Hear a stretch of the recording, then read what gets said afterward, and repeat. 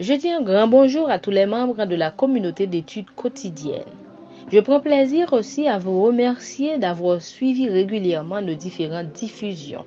Sachez que vous allez en tirer profit grandement. Nous étudions une leçon tout à fait importante, comme j'ai l'habitude de le dire, qui est la leçon 4, qui a pour titre « Défendre la vérité ». Mais bien avant, implorons l'assistance divine. Nous te remercions, Père, de nous avoir permis de traverser une agréable soirée à l'ombre de tes ailes. Ce matin, nous sommes réveillés et nous allons étudier ta parole. Nous te demandons de nous gratifier ton Esprit Saint afin que nous puissions comprendre et partager. Fais du bien à notre âme avec le pardon de nos péchés au nom de Jésus. Amen. Nous étudions la leçon 4 qui a pour titre « Défendre la vérité ». Verset à mémoriser. Et comme Moïse éleva le serpent dans le désert, il faut de même que le Fils de l'homme soit élevé afin que quiconque croit en lui ait la vie éternelle. Jean 3, versets 14 et 15. Nous sommes le jeudi 25 avril 2024. Le titre d'aujourd'hui, c'est bien « Réconforté par l'espérance ». La question qu'on doit se poser, c'est « Pourquoi avons-nous besoin du réconfort ?» La réponse est parce que nous sommes dans un grand conflit, celui entre le bien et le mal, et aussi nous sommes en proie à la souffrance pour la cause de Dieu. Et quelle est cette espérance? Tout au long de la leçon de cette semaine, la réponse s'y trouve et aussi dans l'histoire des croyants qui vivaient au Moyen Âge. Comme nous l'avions vu dans les leçons passées, les hommes et les femmes avaient accepté de vivre le martyre plutôt que d'abandonner leur foi en Christ. Ils ont combattu pour la foi qui les a été transmise par les apôtres. Ils défendaient la vérité avec hardiesse parce qu'ils croyaient que Christ est le seul médiateur et que la Bible était leur seule source d'autorité. C'est pour cette raison qu'ils l'avaient pris pour leur unique règle de vie et sanctifiant le vrai jour de repos. Ils avaient bien gardé à l'esprit qu'après tant de souffrances, que la couronne de vie sera offerte à ceux qui auront enduré les épreuves à cause de l'amour de Christ et qui ont gardé la foi. Comme nous l'avons vu dans la leçon d'hier, ces gens-là se réjouissaient de la parole de Dieu et à faire de cette parole seule source d'autorité venant de Dieu. Ils avaient pris du plaisir à étudier la Bible avec soin et ils aimaient les lois de Dieu. Nous voyons que les gens qui vivaient au Moyen Âge vivaient le grand conflit au prix de leur sang, à la manière de Jésus qui a été souffert pour le péché de l'humanité sur la croix.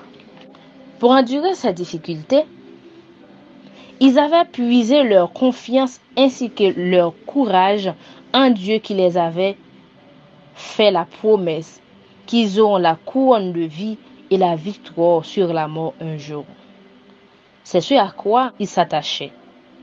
Nous qui vivons à la fin des temps, nous avons besoin, nous aussi, de nous attacher à cette même promesse, afin de tenir ferme jusqu'à la fin pour être sauvés, selon Jean 14, verset 19.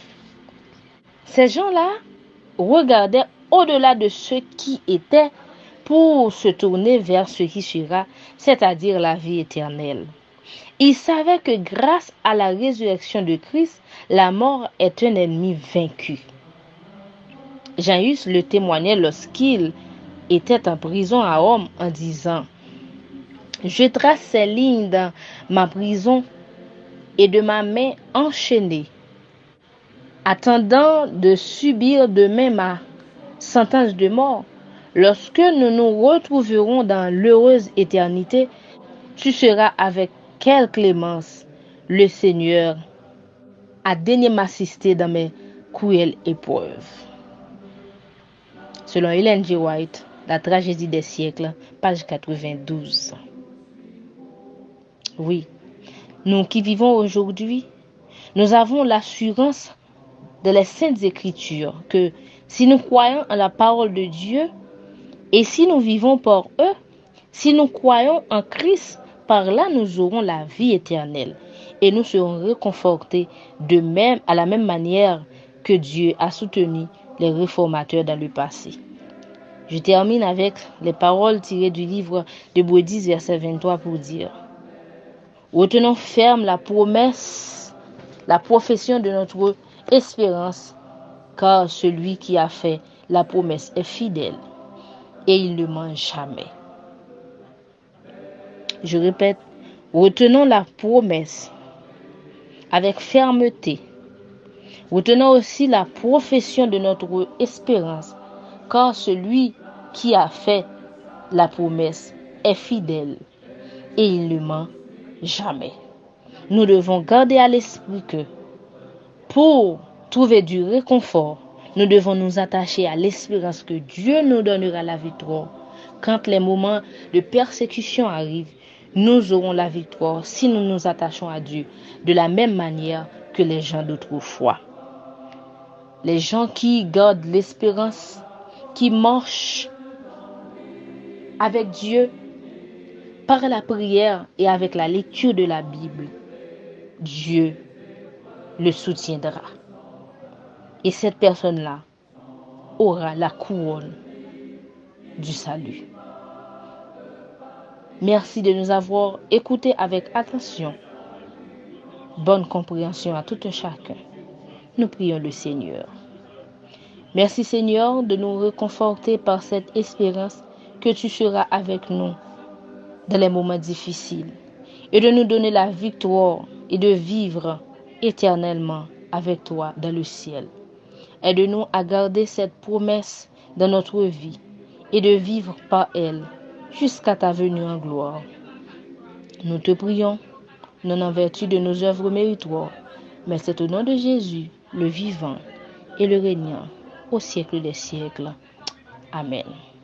Restons positifs.